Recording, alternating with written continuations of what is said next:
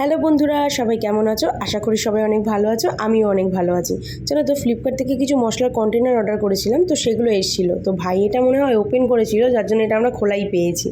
তো আমি আর ভাইয়ের বউ চেক করছিলাম এটা কেমন এসছে না এসছে। এটা আমি অনেক দিন ধরে ট্রাই করছিলাম নেব, তো প্রাইসটা একটু হাই ছিল বলে নিচ্ছিলাম না। তো কোনো কারণে ফ্লিপকার্টটা ওপেন করাতে দেখলাম এটা আমাকে অফারে দিচ্ছে। তো এটা 414 টাকা আমাকে অফারে দিচ্ছিল। তো আমার কাছে কিছু সুপার কয়েন জমা ছিল বলে আমি এটাকে 366 টাকায় পেয়ে গেছিলাম। তো মিহুল সোনা এখানে খুব কান্নাকাটি করছিল বলে আমি ওখানে ভালো করে চেক করতে পারিনি।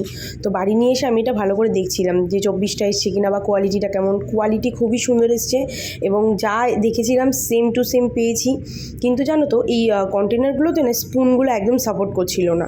আর আমি না সবটা আমার বাপের বাড়ির অ্যাড্রেসে সবসময় অর্ডার করে থাকি, কারণ আমার বাড়িতে যেহেতু শাশুড়ি মা একদম নিচে নামতে পারেন না, তো সেই কারণে আমার বাপের বাড়িতে সবসময় সবটা অর্ডার করা হয়ে থাকে।